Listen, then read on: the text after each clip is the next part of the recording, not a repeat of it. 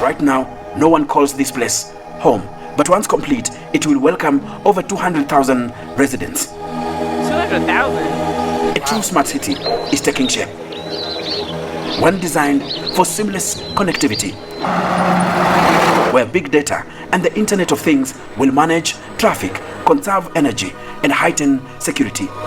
And I love that they already have so much like on the ground already versus just showing us like an AI video of what it's going to look like eventually. Yes, absolutely. Like it looks like they've like broke a lot of way and have a lot of the infrastructure up already. It's like lay the foundation and then we could build on it instead of, selling us dreams. Selling dreams, man, like America. Anyway.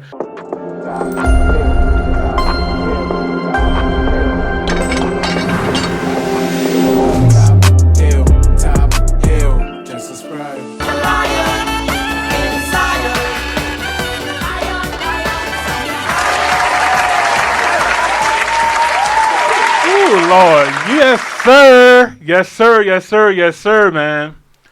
All right, I might. That's all I needed right there. Little bit of Bob to charge me up, man. I was gonna say charge you up. That's all I needed, man. All right, let's get to it. 3, 2, 1. Top Hill, episode 220. Welcome to another episode of the Top Hill Live. This is your boy, Mr. Top Hill Live, aka Imani Raw. And I am the Carmen. The Carmen in the building. Still getting used to the name. I was like, who? I'm still getting used to it too, man. But yeah, it happened. I was going to say, it's here. Change is here. We're going to embrace it. Embrace it all the way through, man. If you guys don't know, shout out to all the Top Hill family that's been rocking with us for a minute now. So I haven't really posted too much on Top Hill about this, but just want to let you guys know I'm starting my health journey. I am on a weight loss journey to lose a lot of weight and to just get healthy altogether, cleanse and detox and stuff like that. And I'm going to be documenting my whole entire process. So if you guys are interested to follow me on this journey, if you guys are going through what I'm going through or know somebody that's gone through this or something like that, you can always check in with me as eMoney Raw everywhere, especially on TikTok, Instagram, Facebook. So yeah, man, tap into that. And yeah. Round of applause for you. Yeah, appreciate that, man. I'll go hit that button. You hit the button. It's about damn time. This was actually, shout out to Album. He's in the building right now, man. He actually sent us this video. We might have to do a part 1 or part 2. That's a little lengthy. But this is from the Kenyan Historian. It says, I visited Konza City, the smart city Kenya is constructing to see the progress. So what? A smart city? I'm excited for this, man. Yeah. Like, I ain't gonna lie, man. Kenya has a lot coming, man. A lot of development coming. It's perfectly located in certain parts of the world where it just makes sense for development to come up. And yeah, man, so we're gonna go ahead and check this joint out. If you guys are new here, don't forget to like the video and subscribe to the channel. We greatly appreciate it. Let's get into it. Top.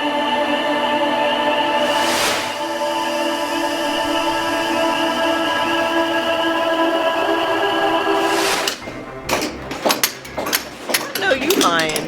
Where are the machines? In one of Africa's most eagerly awaited and captivating urban development ventures, a smart city is taking root in the semi-arid lands of Konza. This is what a livable city is all about. Look at it. This ambitious project is indeed a model for Africa's cities of tomorrow. We've implemented a system that will be able to treat that wastewater and recycle it for reuse. Yes, for reuse. Konza City, Kenya's biggest infrastructural project since independence, holds the promise of redefining urban living. All right, y'all, where is Konza City? I'm already intrigued. I'm a map person, so how close to this is to Nairobi is what I need to know. Konza City, Kenya.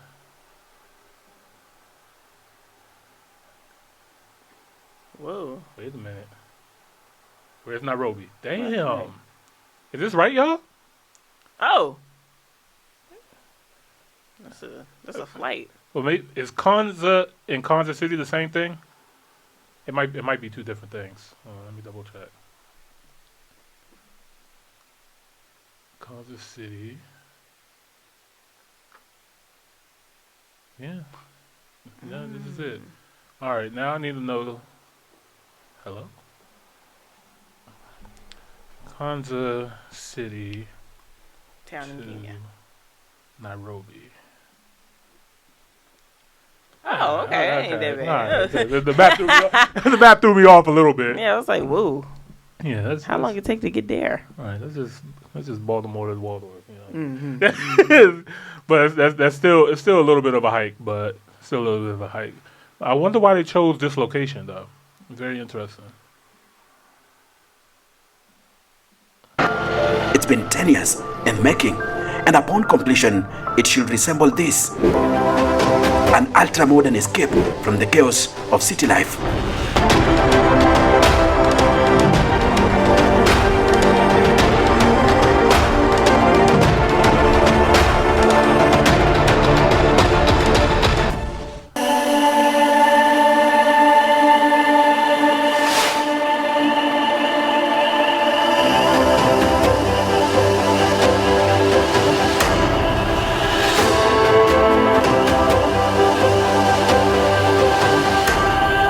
This is my second visit to this futuristic city, nestled deep in the African savannah.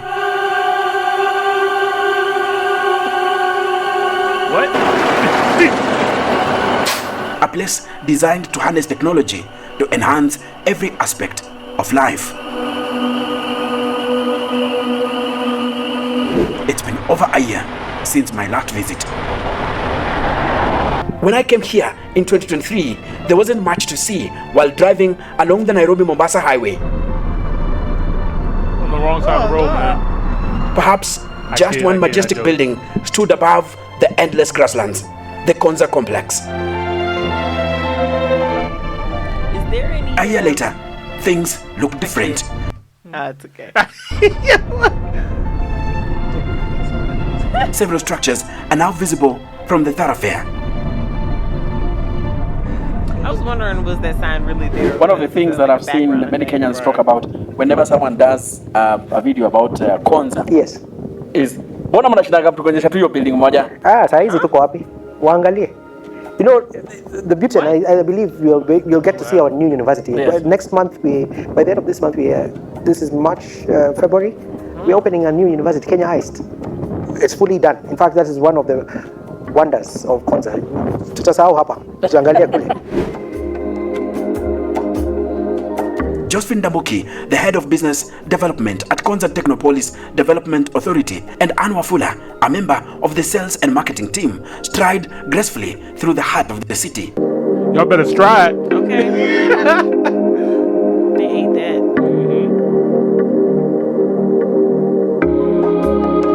When we spoke, the furnished apartment was not complete. Now it's beautiful with houses. You can actually take a room. In fact, two people have already taken the furnished apartment units. We did not have the pitch, Yes. the pitch area. Now we've hosted tournaments at Konza. Very nice tournaments, bringing together county teams, supported by the national coach of Harambee Stars. So it's not something that we're waiting to see. It's things that are happening and working very fast. Josephine, who once worked for a tech company in California, Silicon Valley, is proud of being part of the team creating Get that American Africa's money and send it back home. Silicon Savannah. It's like blowing my mind that a lot of So this year we are so excited that we will groundbreak for the first 1,000 housing. Now people will live at Konza. They will start working and living and experiencing Konza from a day and night 24-hour economy. The golden sun dips toward the western horizon, casting its final warm rays.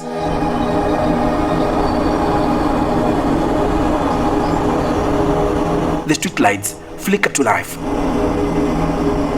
seamlessly taking their turn to illuminate the futuristic streets that echo with ambition and promise.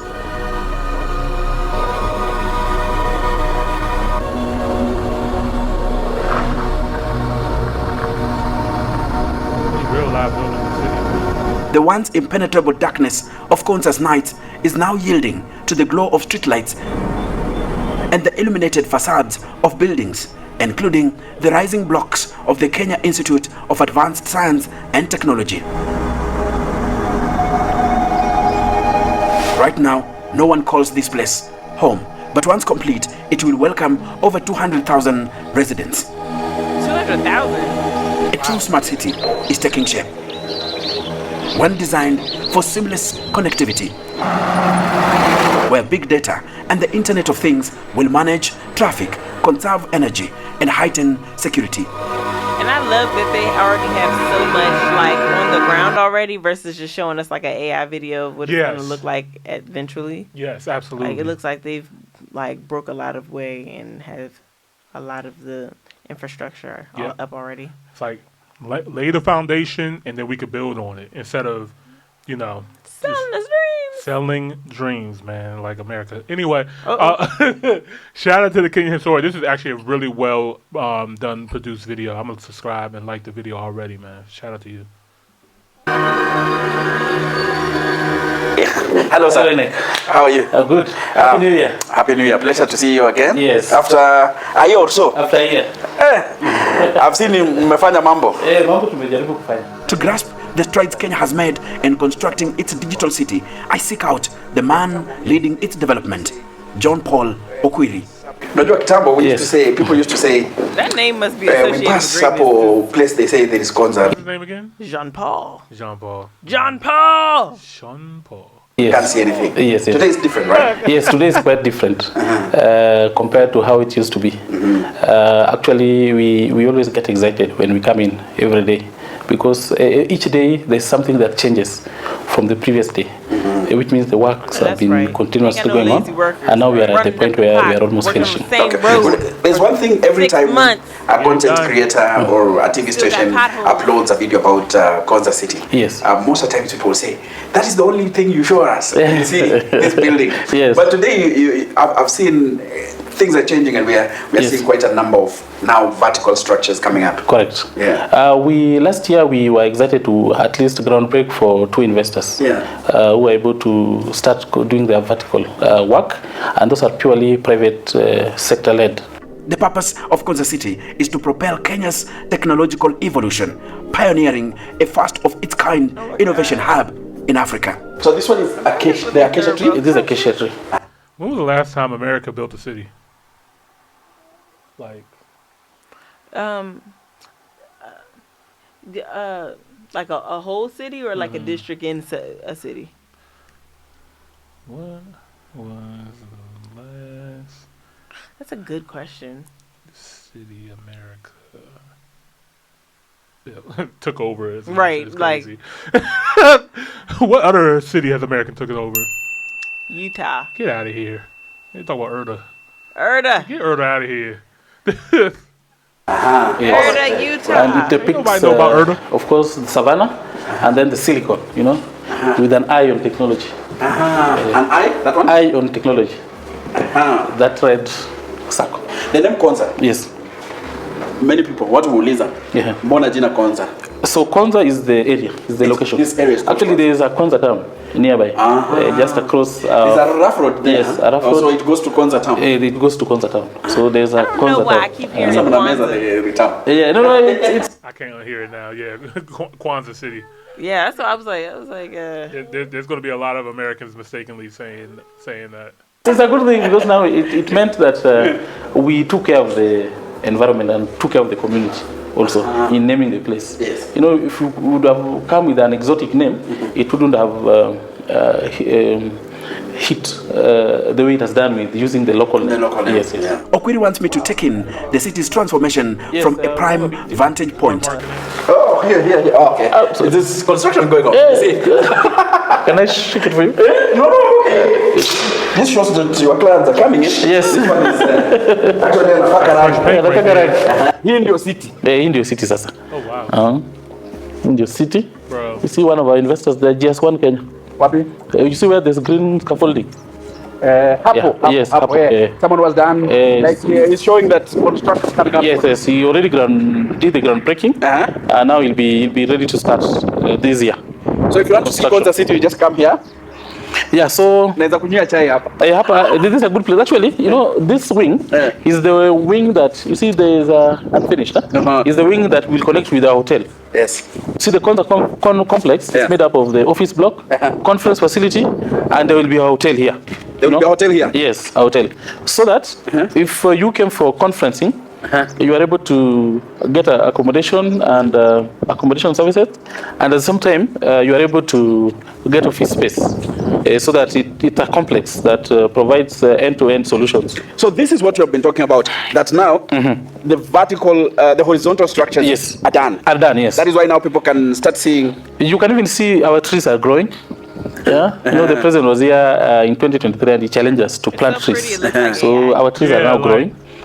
We intend to continuously plant more trees, especially now on the wildlife corridor, where we've demarcated 1,000 acres 1,000 for wildlife. For wildlife. They just roam. They just roam and they're able to access. Is it in between the city? The corridor is in between the city or outside the city? It's in between the city, in this phase. So there's a riparian area where we've demarcated for wildlife, so that they're able to transition in and outside of the city, because we should not interfere with their natural environment.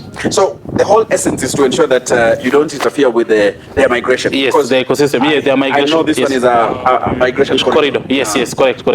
Yeah, so that's why, as part of the biodiversity plan, we were required through the IFC number 6 to ensure that we stick and we provide for 1,000 acres of wildlife corridor, so that we're able to protect the biodiversity. It is in the corridor between the Nairobi National Park, the Kapiti Plains, and Amboseli National Park that the Kenyan government is building the flagship project. Konza was pitched as a futuristic smart city with very few cars, wide walkways, and no carbon emissions. A livable and healthy really city. Making this a biodiverse city. So they're not like intruding so much on the land, but right, but they're still yes. You know what I mean? And oh wow. And that's the way it should be, man. Like, because you know, as humans, we're easily seen as parasites compared to, you know, other animals. The biggest parasite. Yeah, definitely the biggest parasite. And this is such a key area where they mentioned the migration of, you know, all the wildlife, like from the wildebeest, elephants, the giraffe, like they migrate between Kenya to Tanzania, you know, during certain times of the year. So it's good they're not interfering with that. Is a city that, because if it was somebody else, never mind. That has put into if it place was another group of people, systems. And the systems or the system that I look at. I'm just saying, man. You know what? No, I'm gonna let them live. In depth, whenever I you know what? Never mind. Visit a city, is the transport system, and especially public them damn Europeans would have given a fuck about the transport system. Look at it. In Konza City, the architects, the planners, the engineers have given rid of everything. Built on top of it. The animals can go somewhere else. Like that's what. Never mind. That's what it did here. Anyway, that's why we got bears in our backyard. Oh. Yeah. Finer details and emphasis on public transport system. Look at it. Bus stop here. This means public transportation. But the biggest thing I've looked at, and the thing that has left me in awe, is how the planners have given enough space for people to walk. This, for example, is a pedestrian walkway. Look at how big it is. Encouraging people to walk, stay healthy. Drainage, you can see. Yeah, it's a stormwater. Yeah. So when it rains, instead of this place flooding, the rainwater. I ain't gonna hold you. That's a big deal for Africa. I ain't gonna lie. Flooding? Nah, like there's a couple of other. Okay, when you leave the first world or when you leave the West, you know, we're so used to just like sewage systems and drains and stuff like that. Not every place in the world has that. So, you know those like little moats that be like following up along the side? That's, you know what I mean? What? Yeah. Like what? What the fuck? Like just swimming past you? Nah, it don't be like toilet water. I don't know. It's like drainage. It's like for like, I guess for flooding and stuff like that. But you know, here in the West, no, here in the West, oh, they got like septic tanks, I assume.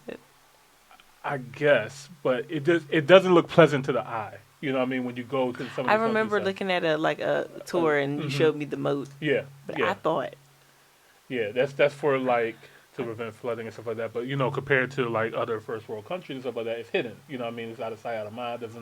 Doesn't look outside of, you know what I mean? I don't know how to explain it. No, I get what you're saying. Like, it's giving it a place to drain out so it doesn't just like keep building up. Yeah, and it still looks clean. It looks, you know what I mean? So, I mean, this looks clean. Yeah, that looks clean. I don't like the moats. Yeah, no. Like, imagine you're racing, you fell in the moat. Ew! Yeah. What is in there? That would destroy your tire. And unfortunately, a lot of people use it as trash, like a trash can. I do remember you telling me that. I do not like that. Like, I don't know. I think like as a community person, like if I was to live somewhere, like I would just hate to just walk outside and just people like use it as garbage. Like, and it's not. Be patrolling that shit like Karen. I'm about to be, especially if I bought it and I'm paying my property tax and I want my value to go high and stuff like that. Yeah. So we'll get in here, and you can see the pipes. It will drain the rainwater, the storm water. Paul emphasizes that the goal isn't merely to impress, it's to inspire through awe. So these are for bikes. For the electric bikes, this is a private sector-led initiative where you can provide electric bikes for leasing and for renting. So that when you are a visitor in Konza or a resident in Konza, you don't need to buy your own bike. You just come in, find the bike, and tap in through the card and the app, and then ride the bike. When you get to a place, you drop it, you'll get a similar facility. I saw that have you ever provision. Rode on one of those electric bikes? No. But I have rode a scooter. So don't get me wrong. I tried to ride an electric bike. I couldn't figure it out as far as just the payment alone. I was also in another country. But well, technically in this country, but out of the country. Right. And but does it like have a little extra motor to it? Do I have to still work as hard? You don't have to work that hard now. Okay, because I'm like, I don't feel like I should pay for that. No, it definitely gives you some assistance for sure. Now, I did the scooter. I did the scooter in Baltimore.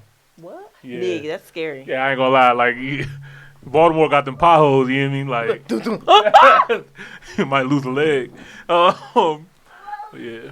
I've seen it in Beijing. Yes. So it's in the Netherlands, the entire Netherlands. Yeah, the entire Netherlands, yes. That you just have they call it a chip card, where you tap. You just tap in, you unlock the bike, you ride to your next destination, so that you don't have to wait for a matatu. So this one is where you lock? Yeah, so this way it is locked. And, I can't carry it. It's heavy. I can't carry it. Is it pinned here? It's pinned, yes, it's pinned. So it's not movable? It's not movable, yeah. So it's designed that bikes will be here? Yes. So you can cap and park your bike. In many corners of the city. City, yes. Correct.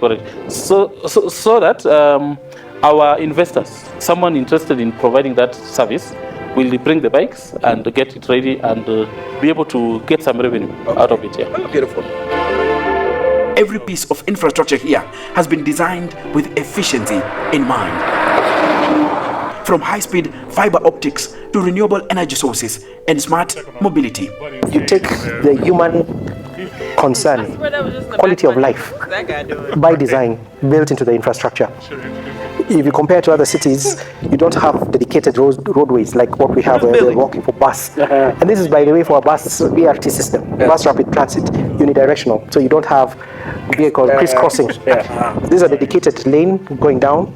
And on the other side, about 50 meters away, we have the route going to the upper part of the city. So public transport has been well catered for in terms of a public space. I've seen you have some road carriageway. Yes. Somewhere like that one there. Right. So now we've designed the public transport network separate for public mass transit. So to speak, where mass transit talks about. They're gonna like somehow interconnect the railways. Yeah. Nairobi. So like for Nairobi and Konza, since it's an hour and a half, that would make a whole lot of sense if they were to make like a railroad or something like that. They already do have a high-speed train in Kenya. It was one of the first in Africa to have a high-speed train system. Can we get one? Is ours considered high speed or? No, not yet. I think they're making one in like Atlanta or something. They've been trying for years. So there's the the one that's supposed to be the northeast corridor, which is going to be D.C., starts in D.C. and goes all the way up to Boston. Oh. So D.C., Baltimore, Philly, New York, and Boston. Stretch the domain. I just want the lobster, please. Right. And then there's the Texas Triangle that they're working on, which is going to be Dallas, Houston, and Austin. Hell yeah. That Catch me on there with all the barbecue. That would be fire. And oh, then, my God. And then there's one in L.A. that they're trying to do, to connect Los Angeles to the Bay Area, San Francisco. A lot of people don't know, like, L.A. to San Francisco is like 8 hours drive. It's far. I figured because it's pretty cold in It can San get cold Fran. in yeah. But yeah, so all of these projects that we're talking about that are here in America for the high-speed rail system, all of them have to go through hundreds of thousands of roadblocks of people signing something. Like, America moves slow. Mm-hmm. Like, there's so many things that they have to go through. Yeah, like, people want their money, people need permits, people need this, blah, blah, blah, blah, blah. But to see other countries, you're like, nah, we're just going to get it done. Now, I do know that the Chinese did help them build that railway. So, there is that. Kenya is not... And Kenyans, please correct me in the comments if I'm saying this wrong. But I do know that the Kenyan government is not shy to get assistance from outside of Kenya. You know what I mean? But which a lot of countries do, but from China. Yeah. China is heavy in Africa, and they are in Kenya, and South Africa, and Ghana, and other places. So sounds like slavery done efficiently. At least they're paying them. But the only issue with a lot of these loans that the Chinese give out is that it's like a soft version of colonization. Like, the Europeans just came and took it with brute force and lied, stealed, and cheated. The Chinese are patient. They'll give you the money and give you the loan, knowing that they can't really pay for it or pay it back. This is mine now. Exactly. So it's like, if you default on the loan, then they own the land and whatever comes with it. Kind of would prefer that type of colonization. I don't know. I mean, if we're gonna do it, if you're gonna do it, give us a shot at least to try to, pay the money chance. back. Yeah, to pay the money back and stuff like that. There's a lot of countries that do need assistance. You know what I mean? So, but it's like, at least something beautiful is coming from it, and it doesn't seem like there's plans. I don't know. Maybe I'm being naive, but like. Yeah. We wouldn't necessarily be othered, and you still get like a beautiful city, nice like opportunities and education, and the actual people growth of the country. Like, they seem happy, and they benefit from it. Like, I know people benefit from having that high-speed rail system from Nairobi to Mombasa. Like, they benefit. So I don't know. Let us know in the comments what you guys think. I know we're outsiders looking in, talking about it, but love you, Kenya. Want to see you thrive for sure. Yeah. All right. I think we're gonna cut it off here for now, and we'll maybe do a part 2 to this later to see what else is going on. We got a lot of other content. I didn't even realize. Yeah, it's a longer video, but it's a really well done video, man. So shout out to the Kenyan Historian once again. Shout out to Konza City. Give them a round of applause.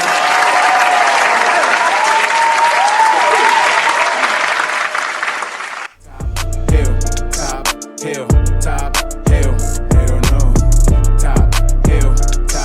hill.